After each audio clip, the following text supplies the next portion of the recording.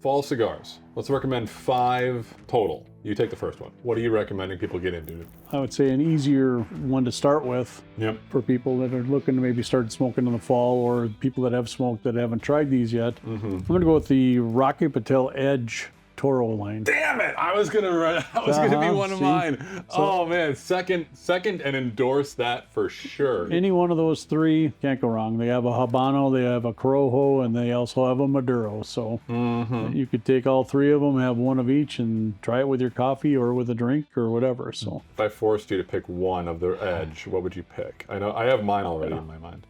You know, I used to smoke a lot of the Habanos. That's mine. Yes, that's the one. So, yes. I switched over to the Corona just for something like a Sunday morning walking the dog. Yep. You know. So that one's actually a really nice cigar. I mean, it's mellow. The pepper note in there, love the pepper note in there, but it's not overpowering. It's a really nice, oh yeah, the Habano is something special.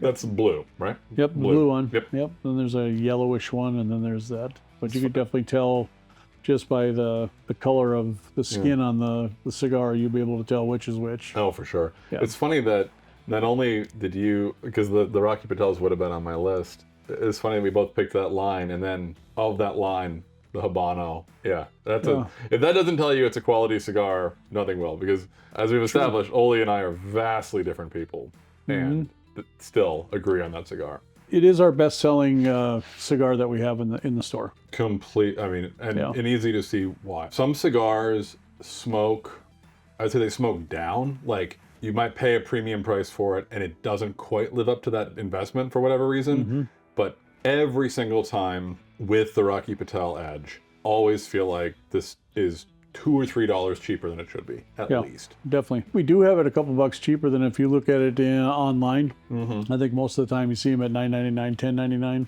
Yeah. Ours are on sale every day. Well, that's just the Happy Harry's difference, folks. Yeah, true. There's a reason that you come to these stores. There's a reason that people come to our humidors. So remember that. My first one is actually going to be in that premium price point. And that is the LFD Andalusian Bull. We got a few of them in. Again, this is a cigar plagued by limited availability. Yep. The reason I'm saying great fall cigar, bready.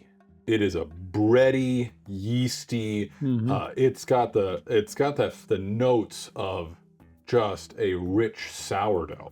And if you've never had a cigar that tasted bready, what I mean by that is after you've taken a bite of sourdough bread, you get this kind of the residual flavor of the sourdough. It's like the sour in the sourdough. That flavor that sticks around after you've eaten the bread, that cigar has that in spades.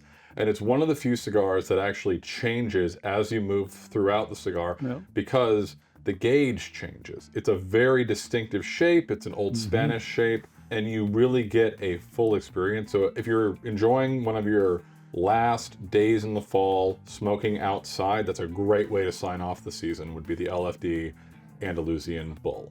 It's toasty and warm as it goes along. So it makes you feel good. 1000%. Yeah. Okay, so that's 2. What's your second pick?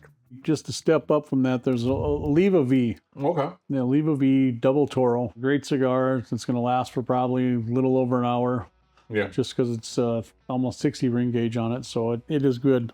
It's got some great flavors as you go along. It starts out the same as it does when you first light it. It doesn't have any of that awkward first half inch of like, oh, what's this going to be? And then it melds into what it's going to be. It's all the way through cigar. Easy to smoke, relaxing. Yeah. Like I said, the flavors on it, you're going to find different ones. I mean, there's nuttiness, there's peppery, there's a little bit of everything. So my next fall cigar is, we have at this 30-second store, we have both the Claro and the Maduro, but I'm going with the Foundation Axum Maduro in Toro. The thing about that cigar is it is a lot narrower than the cigar that I typically would go for. And when you hold it, it is so light. It is not densely packed. It feels more like a cigarillo than a cigar. But the flavor on that and the intensity you get out of that stick is just incredible. I'm a huge fan of the Tabernacle. The Tabernacle factory, I believe, burned burned down. They're not making any more Tabernacles right now, or at least the last I checked, they weren't making any.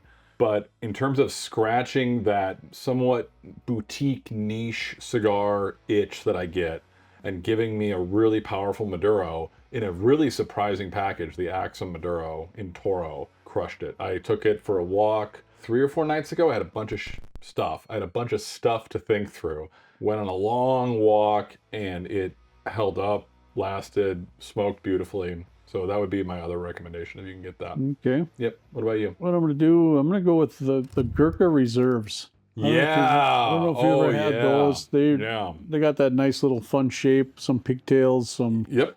There's 15-year, there's Solera, there's a double Robusto. They go anywhere from 15 or 12, 15, 18, and 21 that we have now. Yeah, really. I haven't had the 21. The 21 18 is something special. The 18 is really good. Yep. So any one of that line, you're going to find something there that you are probably going to enjoy.